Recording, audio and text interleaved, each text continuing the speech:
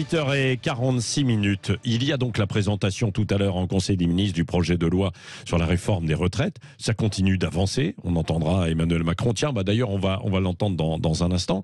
Et puis, de l'autre côté, c'est vrai qu'il y a cet appel à manifester là, d'artisans commerçants emmené par un collectif de boulangers qui n'est pas sur la même longueur d'onde que le patron des boulangers que nous avions tout à l'heure à 8h moins le quart. Emmanuel Macron, il l'a dit hier, il veut quand même, Éric Revel, Arlette Chabot, continuer. Tiens, on l'écoute. Il y a eu ce temps social. Il y a maintenant un temps politique qui s'ouvre à l'Assemblée.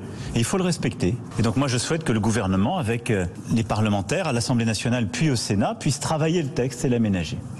Et en parallèle de ça, il y a ce que prévoit notre Constitution, la possibilité, toujours respectée, même en temps de pandémie dans notre pays, de manifester, d'exprimer son mécontentement. C'est ça, la vie démocratique.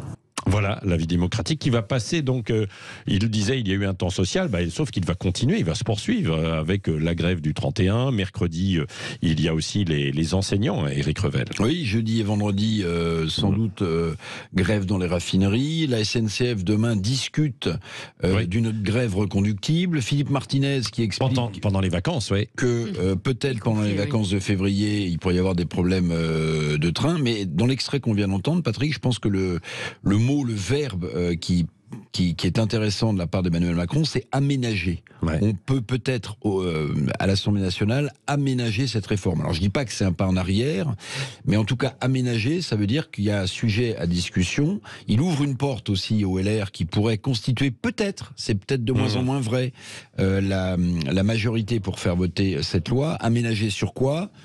Je le disais ce matin, sur l'employabilité des seniors, sur la pénibilité, sur les carrières longues, tout ça est un peu vaseux, donc on a l'impression quand même d'un flou, et ce qui est clair et net en revanche, c'est la mobilisation syndicale. Il y a un flou présidentiel, et en face, une clarté affirmée de mouvements sociaux. Solidité face à du flou, quoi, Arlette Chabot.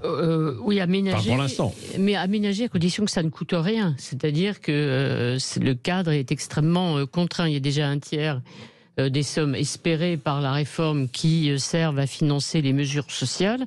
Donc Bruno Le Maire est toujours très clair, c'est-à-dire ok, on veut bien bouger, mais à condition que ça n'augmente pas effectivement le coût du projet, entre guillemets.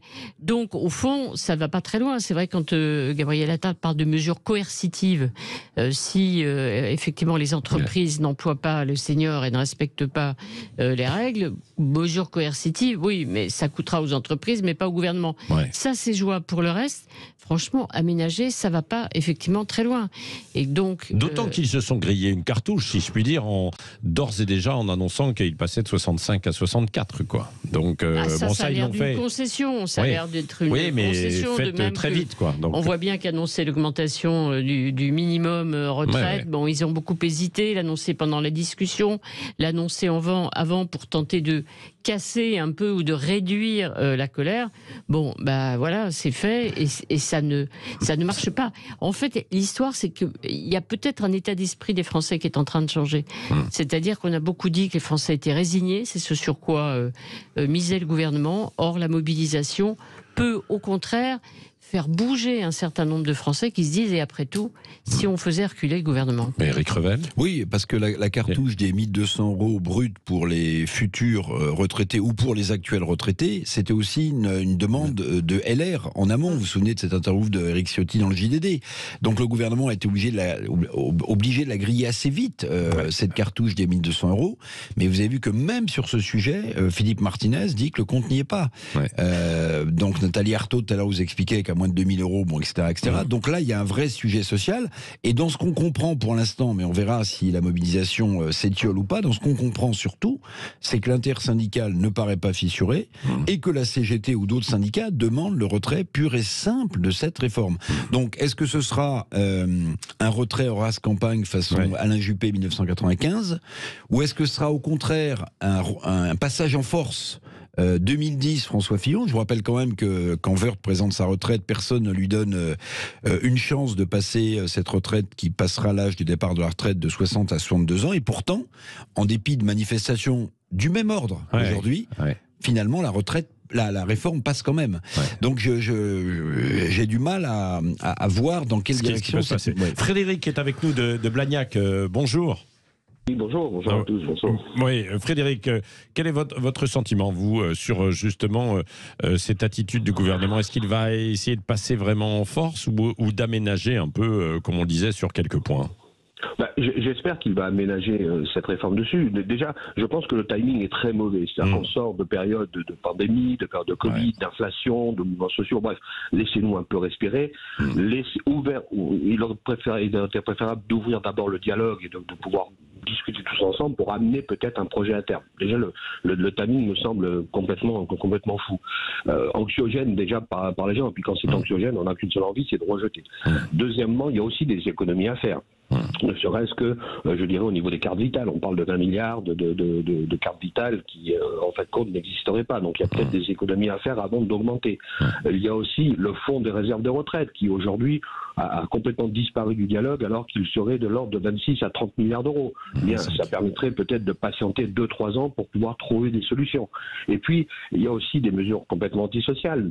On parle de 85 milliards de redistribution de dividendes au niveau des gros actionnaires, et de l'autre côté, un effort de pouvoir travailler plus longtemps pour certaines personnes. Peut-être revoir aussi des mesures antisociales telles que l'IFI. L'IFI, vous êtes taxé sur l'immobilier, pas sur les produits financiers. Bref, il y a plein de choses qui aujourd'hui, pour se mettre à la place de certaines personnes, trouvent ça complètement complètement fou. Ouais. Éric, le plus emblématique de ce que vous venez de dire, Frédéric, c'est à mon avis le fonds de réserve des retraites, créé par Lionel Jospin en 2001, qui aujourd'hui cumule 35 milliards d'euros, si mes souvenirs sont bons. Voilà. Mais ce qui est intéressant quand même, et ça c'est un truc à la française, c'est que ce fonds de réserve des retraites ne sert pas à combler les trous des retraites, il sert à rembourser la CADES, c'est-à-dire la dette sociale aujourd'hui. Et cerise sur le gâteau, si j'ose dire, parce qu'on parle jamais de capitalisation, c'est un tabou dans ce pays, à côté de la répartition, c'est que ce fonds de réserve des retraites, mon cher Frédéric, il est géré comme un fonds de pension. C'est-à-dire que pour gagner de l'argent, il achète des actions et des obligations. Ce qui manque pas de sel pour un fonds de réserve des retraites qui est censé colmater les trous du système par répartition. Tout à fait. Il a fait de belles performances de toute façon. Quand on regarde ses performances en 2021 et autres, il a fait des performances de 10, 11% et une moyenne de 6-50%. Donc quand ils veulent aller chercher de la capitalisation, ils savent le faire. Ouais. Donc, vous connaissez bien le sujet, mon cher Frédéric. Vous êtes dans le secteur ou pas? Je suis en conseil en gestion de patrimoine et notamment spécialisé depuis 30 ans sur le domaine de la retraite. Depuis 30 ans, je tire les sonnettes d'alarme en disant attention, voilà comment ça se passe. Alors justement, comme vous êtes spécialiste, quelles seraient les solutions sur la table? Parce que bien souvent, on avait dit qu'il faudrait peut-être un système un peu mixte, avec d'un côté bien ça, la répartition, et puis de l'autre de la capitalisation. Ce que font certaines personnes, bien sûr. Alors, la capitalisation, pourquoi pas? Elle existe déjà avec depuis 2019 la réforme du plan d'épargne retraite, qui a été une bonne chose, qui a au moins uniformisé, je dirais, l'ensemble des plans accessibles au point de vue grand public, donnant une déduction fiscale pendant sa construction et bien sûr une fiscalisation à la sortie. Mais il faut savoir que au niveau de la capitalisation, ça a déjà été mis en place et c'était abandonné en 1930 et 1939 parce que, notamment la guerre arrivant, et les systèmes ne permettaient pas de le faire. Donc il faut savoir que la capitalisation dans notre système de retraite a déjà été tentée mais ne fonctionnait pas. Et puis attention, capitaliser, ça veut dire aussi avoir les moyens de pouvoir le faire. Bien sûr.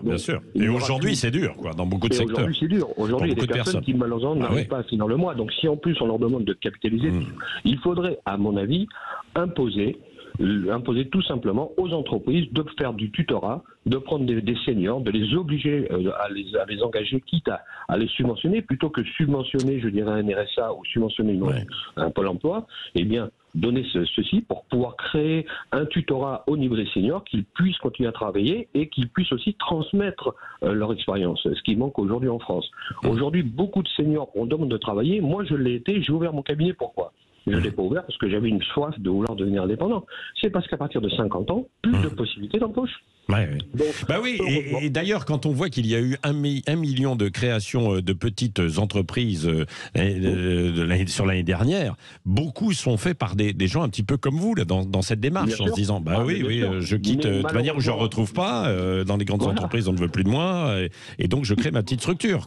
Mais c'est un leurre, parce que c'est 1 million, pourquoi ? C'est 1 million quelque part sorte de bouée de sauvetage. C'est-à-dire qu'on se dit, je crée un statut auto-entrepreneur, c'est rapide, ça coûte pas cher, il n'y a pas beaucoup de taxes et je vais essayer de m'en sortir. Mais combien vont réellement pouvoir s'en sortir au bout de 2-3 ans? Combien vont en fin de compte déposer? Et quelque part, on paupérise. Pourquoi? Parce que des personnes parfois se lancent dans un statut auto-entrepreneur pour gagner 10, 15, 20 000 euros par an.